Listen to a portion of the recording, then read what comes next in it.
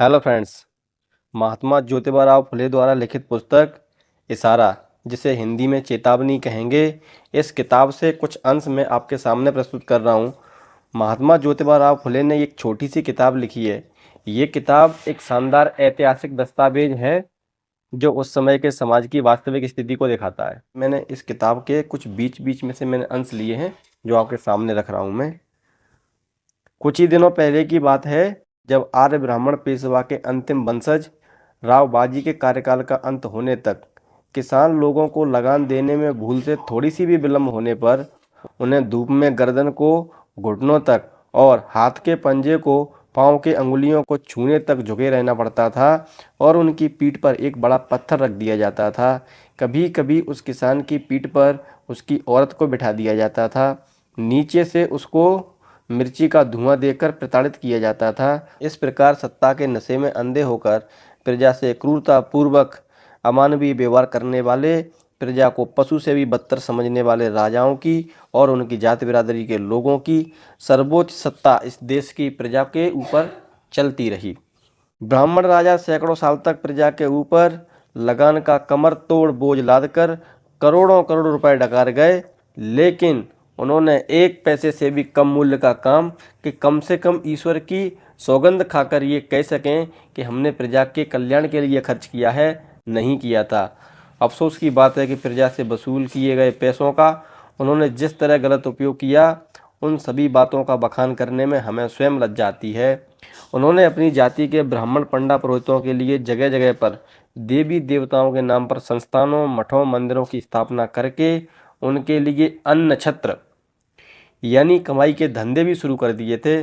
प्रजा की ओर से पैसा वसूल होने के तुरंत बाद ही ब्राह्मण भोजन के लिए अमुक संस्थान के लिए 2 लाख रुपए, अमुक संस्थान के लिए 50,000 रुपए, इस तरह के प्रस्ताव पास करके पैसे बांट दिए जाते थे। हर दिन पर्वती जैसे संस्थान पर आज क्या हो रहा है, सिर्फ ब्राह्मणों को घी रोटी का भोजन और ऊपर से 10-10 रुपया दक्षिणा दी गई।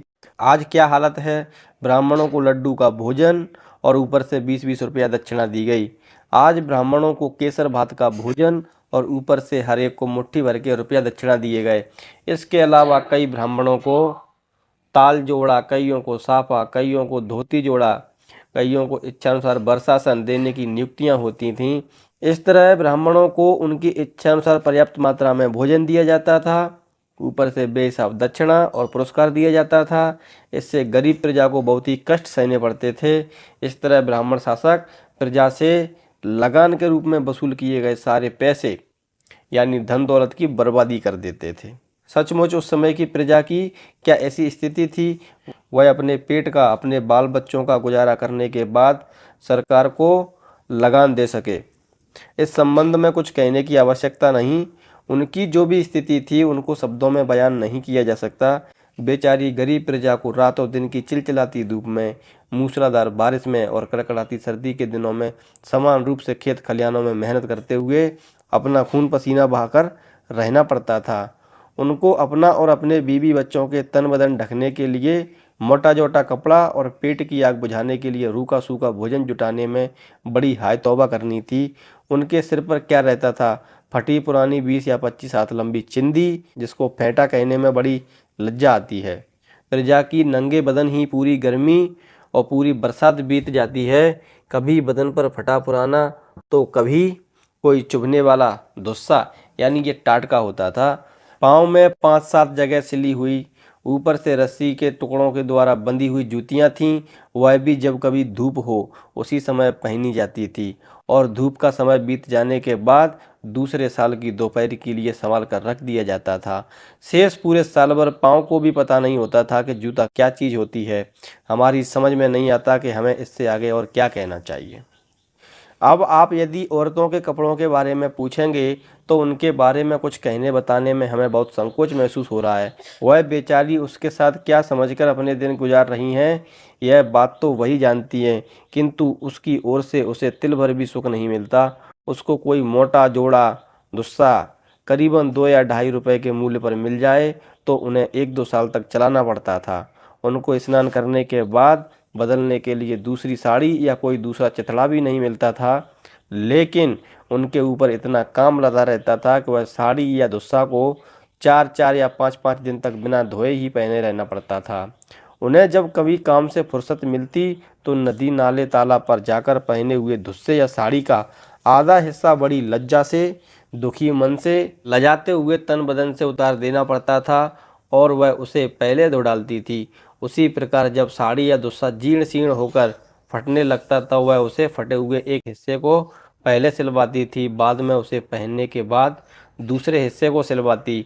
आगे वही साड़ी या दुस्सा फटते फटते 7-8 हाथ लंबा चिथड़ा बन जाता था, लेकिन उस चिथड़े पर इतने पैबंद लगे रहते थे कि मूल रूप में यह किस रंग की साड़ी या दुस्सा था बताना भी मुश्किल होता था। सभी शूद्र अतिशूद्र लोग निरुपाय थे। उन्हें खाने पीने के लिए भी कुछ अच्छा मिल जाता तो गनीमत थी, पर इस बारे में सपने में भी कल्पना नहीं की जा सकती थी।